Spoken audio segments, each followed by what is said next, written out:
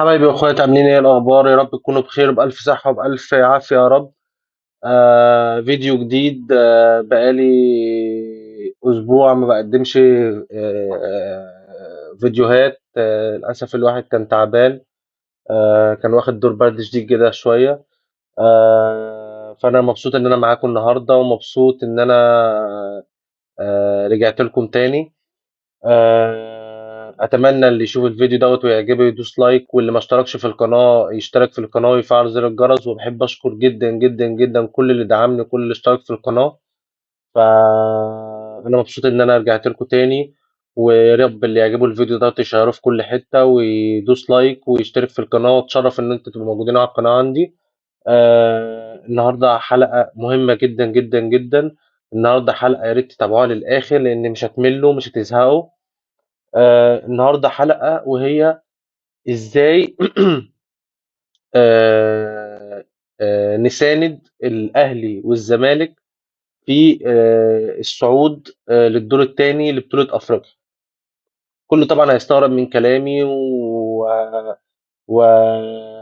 وكان ان هو كان فاكر ان احنا هنتكلم في مشاكل وازمات. لا، احنا عايزين في الفيديو دوت عايزين ان احنا نساند فرقنا، نساند الاهلي، نساند الزمالك، نبعد عن المشاكل، نبعد عن السوشيال ميديا اللي بتصدر الجانب السيء.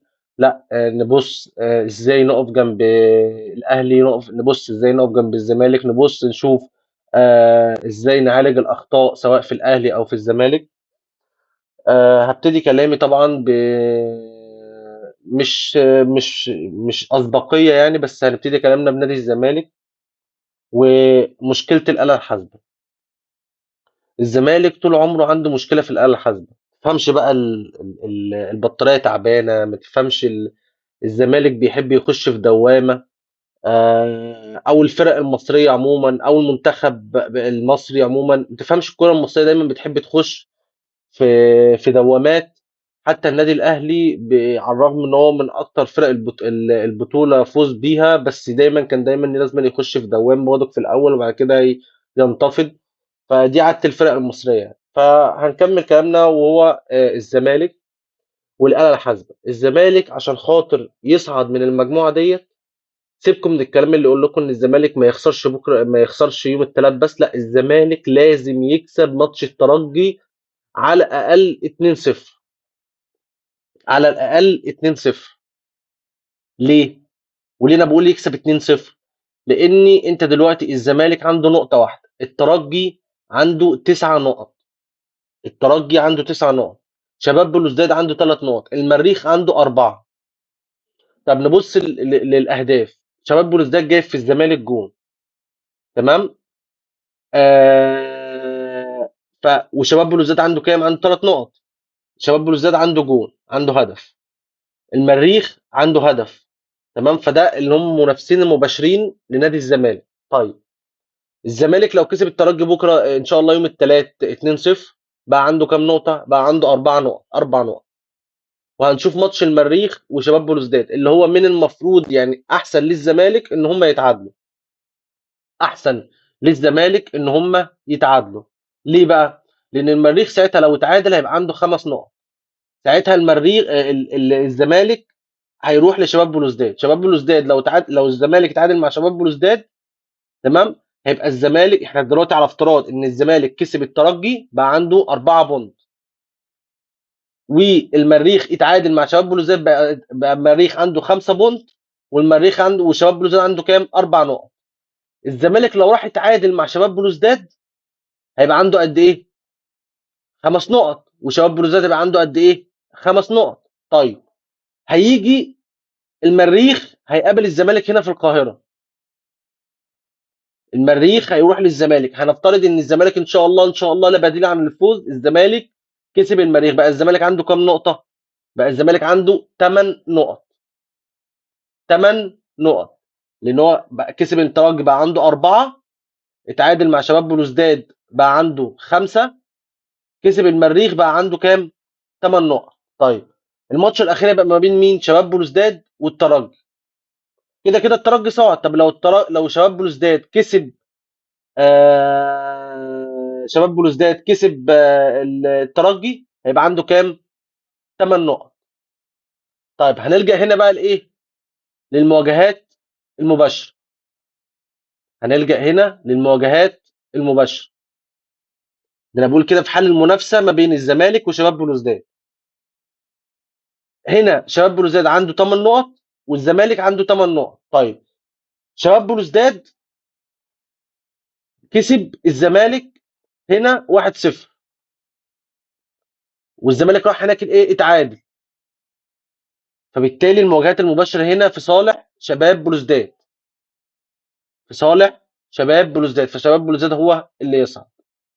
فلازم الزمالك يعمل نتيجه ايجابيه في شباب في الجزائر ويكسب 1-0 على الاقل، عشان ما تبقاش المواجهات المباشره في صالح شباب بلوزداد. لان شباب بلوزداد لو كسب الترجي يبقى 8 نقط، هترجع للمواجهات المباشره ما بينك وما بين الزمالك، فالزمالك هيطلع من البطوله بسبب المواجهات المباشره مع شباب بلوزداد.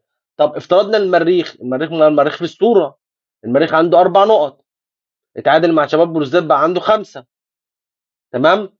هيروح للترجي، الترجي هل هيتعادل مع الترجي ولا يكسب الترجي؟ فبالتالي المجموعه معقده جدا. لازم الزمالك عشان خاطر يسهلها على نفسه، لازم الزمالك يكسب الترجي هنا، يكسب المريخ هنا، وان شاء الله يكسب شباب بلوزداد. يبقى كده الزمالك ريح نفسه من الدوامه، يبقى ريح نفسه من الحسابات.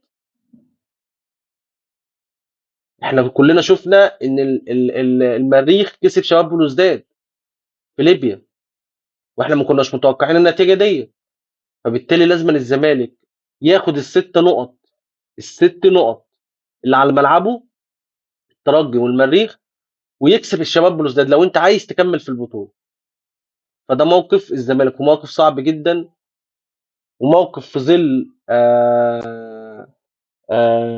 حبس رئيس نادي الزمالك، والتخبط اللي في اداره نادي الزمالك، وان كله عمال يتخانق ان في تركه الاداره، وكله عمال يقول لا احنا مش هنعزل المستشار مرتضى منصور، وكله بيدور على مصلحته، وكله تخبطات في مصالح شخصيه، مش مهم نادي الزمالك.